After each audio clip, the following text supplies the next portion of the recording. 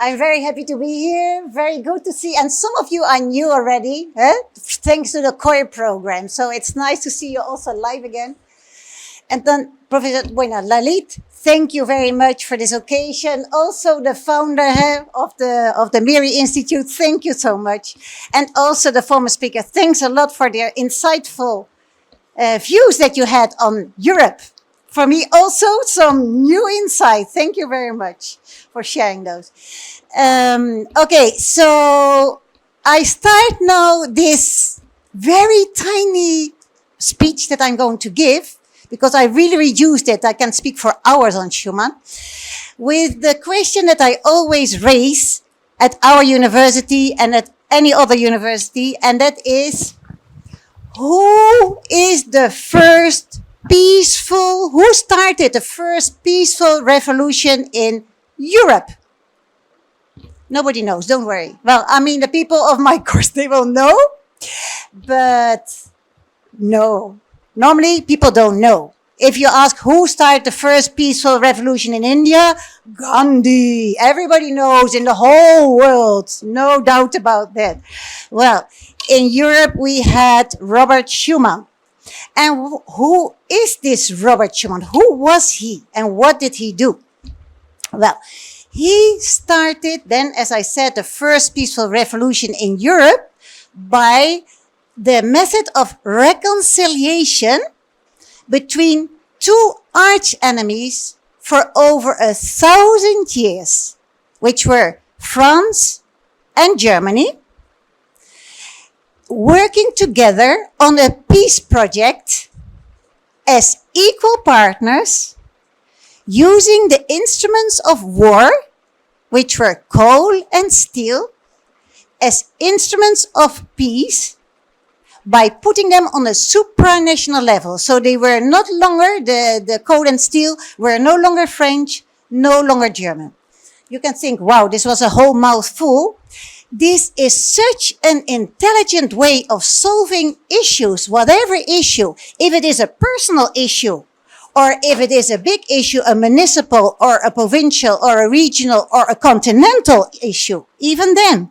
This is a way of thinking that you focus on problems as possibilities for solutions, for better cooperation, for insight, for eliciting the best out of the situation. Yeah, so I will repeat it later on again because this was a lot what I'm saying. It has a lot of content, but I just wanted to mention this already. And I just noted down a few things that I really don't want to, this way of thinking, what I want to say is also then you focus on the positive of every person or of every country. When you do so, you can think of your own family, how your dad and your mom are looking at you. They want to elicit the best out of you. And that is what you do when you look with a positive view at your child. And this seems perhaps childish what I'm saying now, but this is a kind of attitude that we need to have in this world that we are living now. When we look at countries, we focus on their positive qualities. A lot of the negative does not even come up. It disappears. Because once you feel that the other one wants the best for you, you also want to be good, to do well. And if there are things where you don't agree with each other, then you want to speak about it. So it opens up your mind for appreciative dialogue, it's called. So for dialogues. And this is exactly what we need. When you don't get along with someone else, then try to see where can we find each other. Be open-minded. And that is so much needed these days. Okay, now I just go on with the story of Schumann, because this is also what you want to hear. But having said that, I also want to say that we have never ever had such a long period of peace among the EU member states. At this moment, we have 27 EU member states. And there are several countries like Ukraine, Moldova, and other countries that are candidate member states. So one day, probably, they will be member states. We always had war, and especially because of this coal and steel between France and Germany. You think, What I just heard, they are small countries. We in Europe think they are huge countries. They are our biggest countries somehow. France and Germany, wow. They have a lot of power, very potential. So this is, and the EU is unique in world history. There is no organization or institution, if you want to say, like the European Union. Because it is a union in which states surrender part of their sovereignty voluntarily to a European institution. Voluntarily handing over part of your sovereignty. This is quite something. And this is a way of thinking that can help us also very much when we speak about peace, how to solve the problems that we have these days. Also on world level, on global level. I will speak about that a little bit later on. But it is a different mindset. You think from a different mindset. Because what Schuman did, he thought, we spoke now, you spoke also a lot about economics. Everybody's speaking about economics. You know, the aim of economics is to serve the person. The person is not there to be served. Yeah, it's served by the economy. But the economy is not the aim in life. Life is not directed towards economy. Politics is meant to serve the person, to organize society, so that it will work well. You know? And politics is meant to give the guidelines for the economy. And this is precisely what is happening these days, that the economy many times is directing politics. And that's also why we get those frictions, those wars, small wars, big wars. Yeah? So it is good to have this insight, I think. So what is very much needed is a paradigm shift. We need to think from a different perspective, from the person's perspective, and then the person always connected to the common good. Because what is happening in the West, I don't want to speak about India in this case because I'm not that, of course, I lived here for 8 years, so I love India and I know a little bit, but I know Europe better. Yeah? So I know that we have there this kind of problem that we are too individualistic. It is I, me, and myself. And this is fostered by the migration forces that are coming to Europe. Because the Europeans, they see people coming from everywhere and, hey, where is my country, my nationality, my culture? Populism is on the rise. It's becoming more and more extreme right, unfortunately. While solidarity should be the basis, yes, because every person is equal worth. Yeah, another observation that Federica Mogherini, now it is Josep Borrell, who is you could say, the spokesman for foreign affairs of the European Union. She said, where is the Schuman these days? I think it would be great if there would be also like an Asian Schuman, an African Schuman, an American Schuman. You know, and history is made by people. Like if we think of Gandhi, we think of Schuman, we think of Mandela, but we also think of Hitler. It can also be the other way around. So please, when we try to be good people, to foster the qualities that are needed in a person, because Schuman was also, that's also why I connect personal leadership with core principles of European integration. He himself lived up to the virtues. He was an honest man. He had people that were very much against his ideas, politically speaking, but they always admire his honesty. He was an integer person, a humble person. What he did, what he thought, he did, and he spoke all on the same language. He wanted that his life was in according with the deeper, you can say, wish what God wanted from him. I have a PowerPoint. Yes, you can show perhaps because I want to, yeah. No, I want to say one more thing before we start the PowerPoint and I'll go very quickly through it. What I just want to say with his mindset, I think you know this also, one of my first questions also always to the students is, first of all, why are you sitting here? Why are you following this course, you know? Yeah, I want to direct other people. Personal leadership. I want to be the leader. Others have to do what I say. then you are the wrong place. Or this is personal leadership. You cannot lead others if you cannot lead yourself. First of all, you have to be able to lead yourself. And that means that you overcome your impatience, that you overcome your bad mood, that you overcome your irritation, that you overcome your stress, that you overcome all these things that are not positive. You will fall, but get up again. Fall, get up again. Fall, get up again.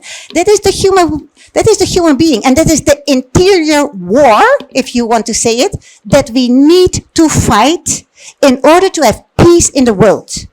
We need to focus on the positive of every person to elicit the best. Then want to reconcile. And then, we'll go on. But what I wanted to say, then the second question was, what is the aim in life? Aim in life. Wow, you remember, some of you will remember the aim in life. Okay, nobody knows happiness, but what is happiness? Bin Laden also wanted happiness. Look what he did. How many people he killed. We don't want that. We don't want it. Happiness, and then nobody knows what happiness is. What is happiness? To do whatever you like. No, of course not. Because if you do whatever you like, the other cannot do whatever he or she likes. So there's always a boundary.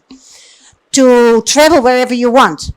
To be healthy. I know so many people that are sick and that are happy. Because happiness, everybody wants to be. What is happiness? Okay, happiness is to try to become the person you're meant to be. Next question. Counts for everyone. How do I know who I am meant to be? What qualities do you want to see in another person?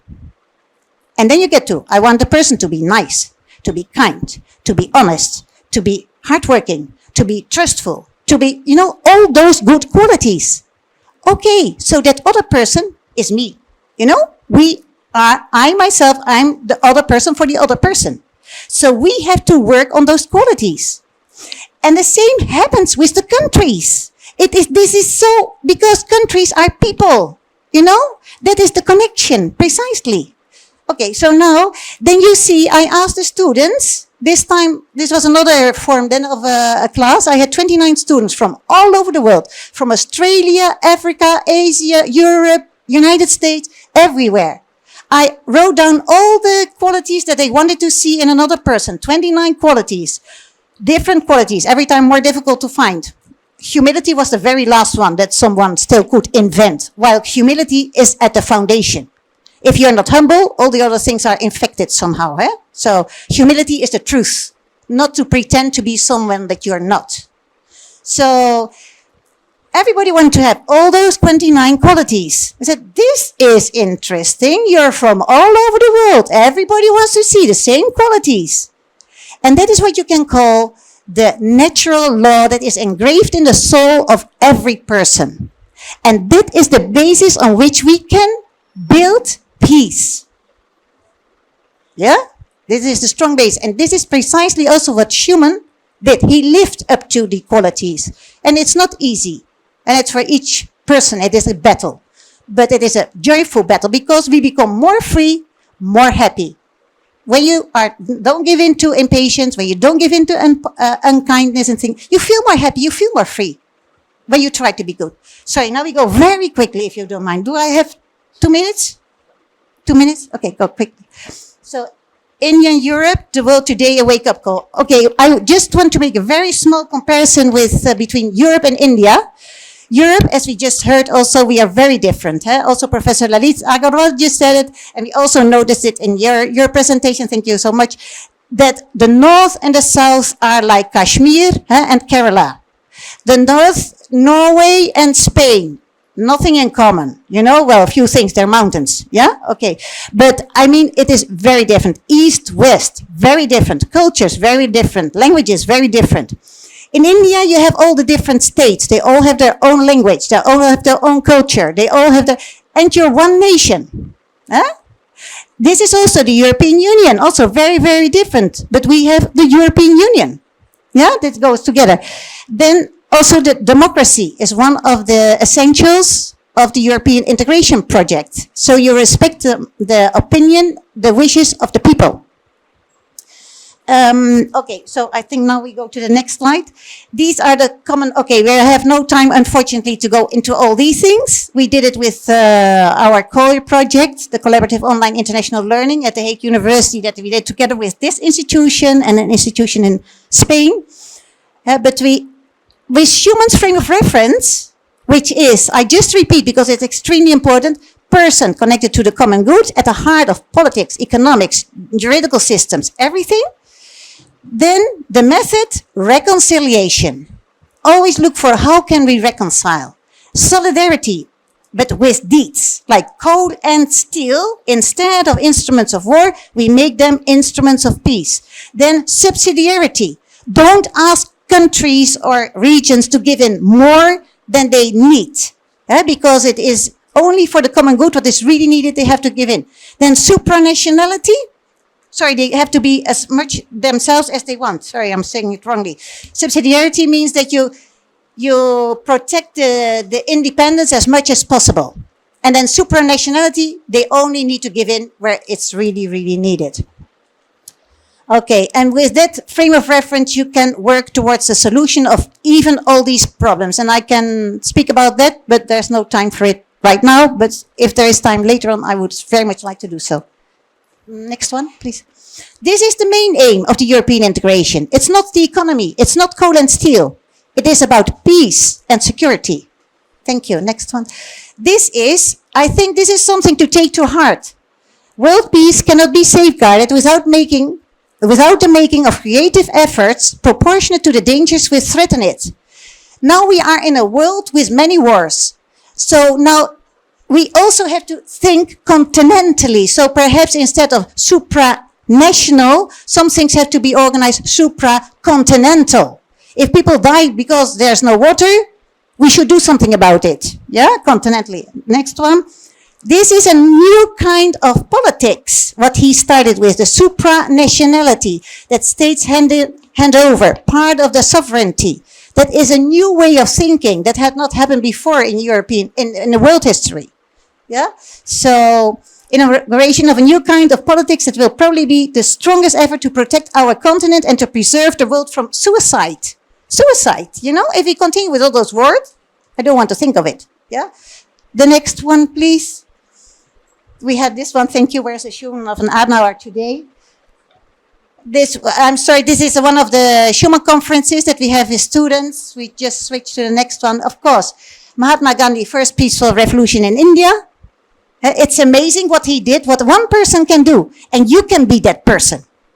This is what I want to say. Schumann, first peaceful revolution in Europe, right? Next.